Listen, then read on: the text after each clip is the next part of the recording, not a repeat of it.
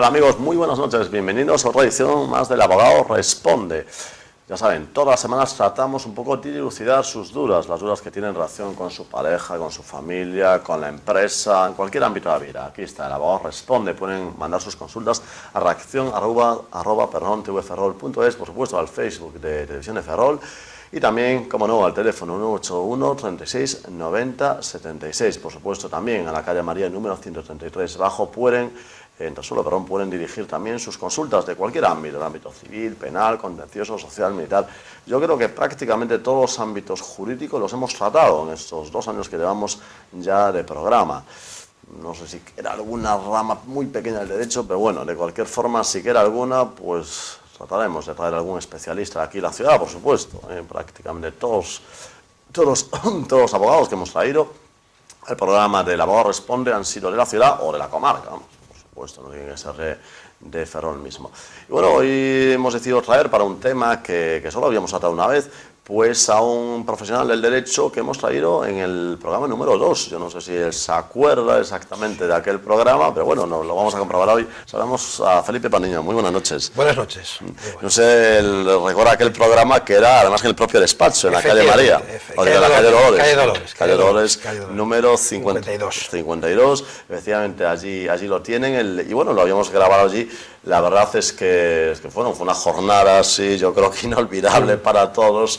Bueno, agradable, quiero decir, pero sin bueno, duda, también recuerdo que en fin, un poco se notó del propio despacho que prácticamente le paralizamos la tarde entera al despacho, lo cual nos entró unos remordimientos tremendos durante varios días después. Y bueno, pues ya es otra etapa, vos respondemos, dejar un poquito lo de las grabaciones en estudio, que la verdad generaba pues gran complicación técnica y bueno, y en fin, y para el propio despacho, y venimos al estudio. Y la verdad yo no sé, de estos 2 años que pasaron, porque, en fin, Felipe Paniño estuvo en el programa número 2, el primero había estado con Marcino Galego, y ya el número 2, Felipe Paniño, con un tema además parecido al de hoy. ¿Ha cambiado mucho la cosa en 2 años? No he notado yo grandes cambios en lo que se refiere a la problemática de las comunidades de propietarios. Contrariamente a lo que cabría esperar, quizás, ¿no?, de que la crisis pudiera haber incidido de manera importante en un aumento de la litigiosidad de las comunidades propietarias, yo no he notado eso. Quizás está tan generalizada la deuda que en todos, en mayor o menor medida, están afectados, y también las comunidades propietarias asumen menos obra, asumen menos gastos y generan pues menos deuda. Y no he notado yo, de todas maneras, lo que sí es cierto es que nosotros tenemos una obligación, que es la de no potenciar la litigiosidad. Y las deudas que se generan en las comunidades propietarias normalmente son mínimas. Es un vecino con el que vas a estar toda tu vida, y si sabes que está en el paro, pues no se te ocurre demandarlo para reclamar 200 euros, sabiendo que no lo vas a poder cobrar. Porque si no te puede pagar el paro, pues, ¿qué vas a cobrar? Con la casa, subastando la vivienda, para una deuda mínima, no tiene sentido. Hay que buscar la mediación e intentar, pues, oye, pues págame lo que puedas al mes. Si nosotros lo pagamos en 2 plazos, pues tú lo vas a pagar en 20. Eso es más que nada, de alguna forma, lo que disminuye esa litigiosidad que podía considerarse lógica en un momento como este, ¿no? Y yo supongo que en las reuniones de las comunidades de propietarios pues ya habrá pues gran cantidad, ¿no?, de propietarios que casi por sistema se opongan, ¿no?, a hacer determinadas obras que supongan aumento de la cuota. Claro, lo que puede determinar la litigiosidad o la acudida a los juzgados no es tanto la deuda como las razones por las que no se paga. El comportamiento del propietario incide más, es decir, pues no pago porque no puedo pagar, porque no tengo dinero, no pago porque no quiero. Entonces ahí sí que se puede comprobar desde siempre, y no ha ido cambio ninguno. Es decir, esa litigiosidad sí está condicionada por esa oposición constante y reiterada por parte de algunos propietarios que lo convierten casi en un hobby, en una afición, ¿no? Un sistema, ¿no? Porque hay gente que hace, bueno, yo creo que desde siempre, bueno, por supuesto Felipe lo sabrá, que lleva muchos años como abogado, más de 20 años, ¿no? Como abogado. 25 ya. 25 años ya, madre mía. Pues en sus más de 20 años, sus 25 años de profesión, pues verá efectivamente, bueno, pues que hay de todo, ¿no? Sin duda, hay los que litigan casi como profesionales, es que los calificamos así, ¿no?, que disienten absolutamente de todo. y son a veces demasiado rigoristas en las relaciones con los vecinos. No hay que... La ley es una ley muy bien ideada, muy sensata, desde 1960, pero es muy sensata. Y se ampara fundamentalmente en la lógica de las relaciones humanas, vecinales, y no establece normas muy rígidas. Por lo tanto, eso es lo que hay que potenciar, ¿no? Somos vecinos, dialoguemos, pensemos, buscamos soluciones alternativas, no procuremos cumplir la ley hasta la extenuación, en un formalismo absurdo. Entonces, los hay que, por el contrario, buscan ese formalismo que puede paralizar el funcionamiento de las comunidades de propietarios, porque a veces hay que acometer obras que son necesarias, hay que establecer nuevos servicios, como pueden ser los ascensores, las nuevas telecomunicaciones, nuevos sistemas de energía, que requieren mayorías, que a veces, no ya tanto por el coste, que muchas veces también el coste puede incidir, pero por una oposición sistemática a la negociación, a la mejora del inmueble, ¿no? Bueno, yo supongo que en esta problemática de comunidad de vecinos incidirá una cosa que nos comentó pues hace pocos meses el presidente del Colegio de Abogados de Galicia, Antonio Platas, que decía que se está haciendo un uso desmedido de la justicia gratuita, ¿no? Eso también es cierto, sin duda alguna. Si bien ahí tampoco puedo estar yo de todo de acuerdo con Antonio Platas, es decir, la ley establece unos mínimos de ingresos con el acceso a la justicia gratuita. Por lo tanto, aquel que esté en condiciones de ejercer la justicia gratuita, pues está en su absoluto derecho. El problema no es el que utiliza y la solicita, el problema es el que facilita que esa persona la pueda solicitar. Por lo tanto, si yo estoy en condiciones de solicitar la justicia gratuita, pues hago bien en hacerlo. Y si no me puedo meter en un pleito y no tengo que pagar el abogado y el procurador, pues lo haré, con toda lógica del mundo. No, eso no puede extrañarnos a nadie. El problema no es del ciudadano, en todo caso será de la ley que lo permite hacer, que no creo yo que tampoco sea demasiado injusta la norma, ¿no? De todas formas, él nos comentaba de casos de más de 20 al año, de más de 20 utilizaciones del beneficio de justicia gratuita por el mismo usuario al año. Parece un poco exagerado, ¿no?, que uno tenga 20 problemas jurídicos en un año. Puede ser, pero eso supongo que será la excepción, más excepcional.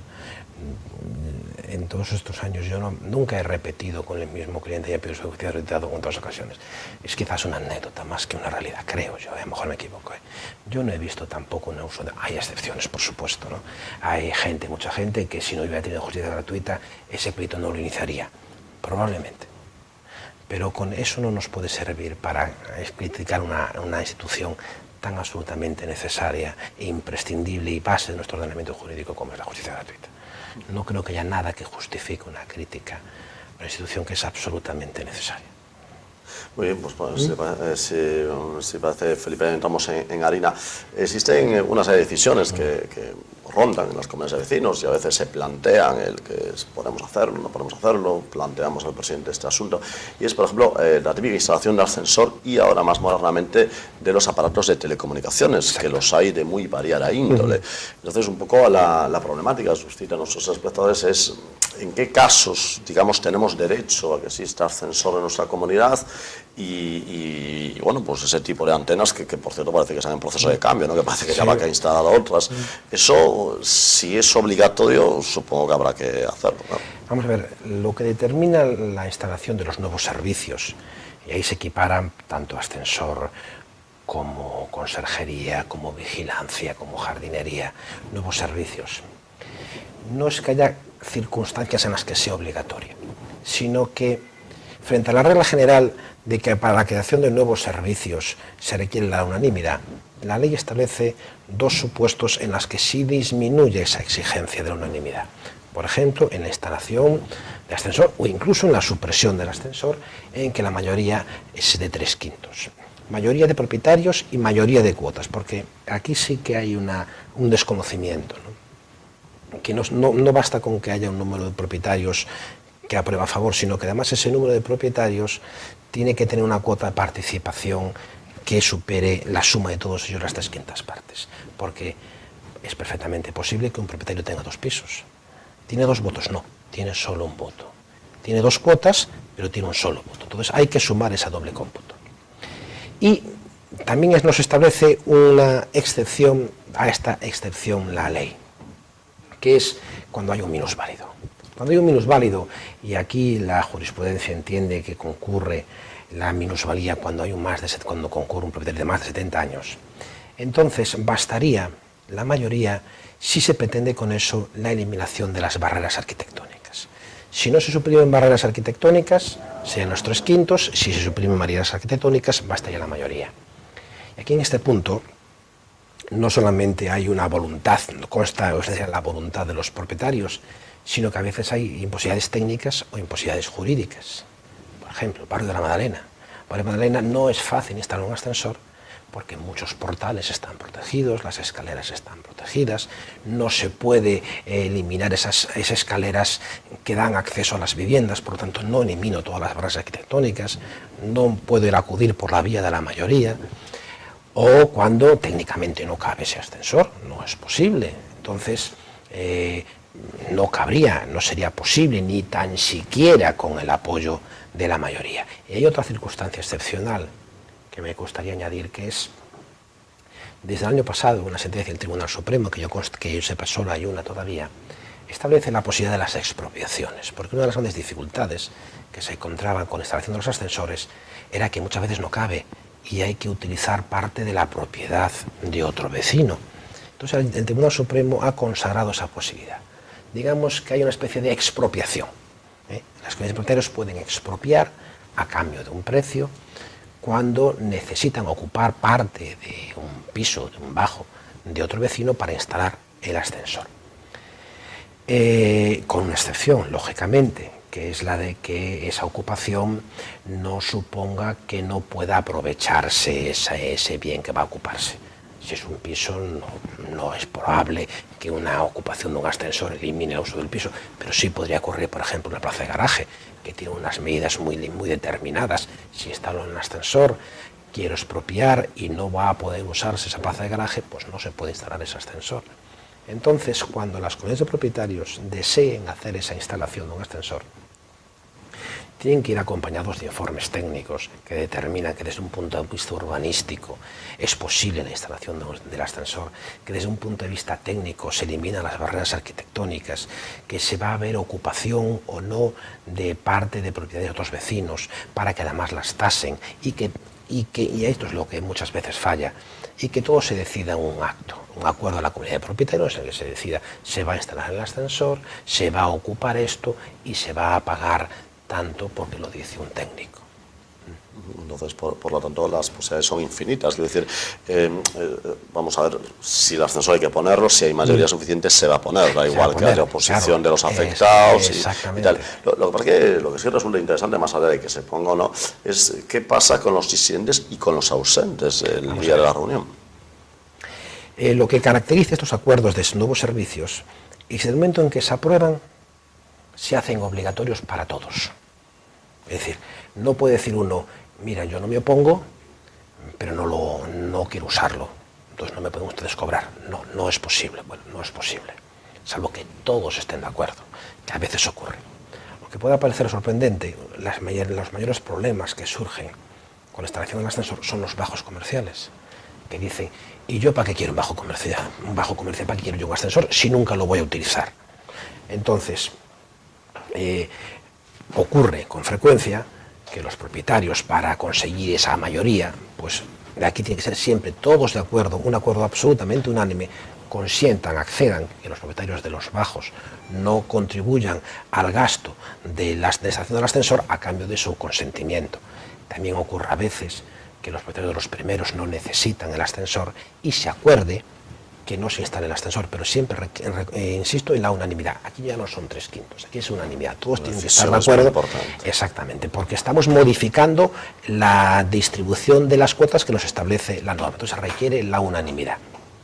Entonces, si se adopta el acuerdo de que el primero pues no tenga la puerta del ascensor, también sería posible, pero no con esa mayoría de los 3/5, ¿no? Y ahí entraría incluso la posibilidad de meterle unas llaves al ascensor. Sería posible, pero porque hay 6 comunidades que tienen llaves. Por eso decía yo al principio que no hay que seguir la ley de forma absolutamente estricta.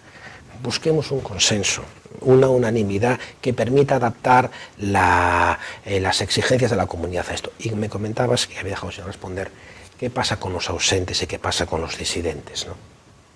Es decir, los ausentes en el ámbito, en este exclusivo supuesto, en lo que se refiere a la instalación de los ascensores,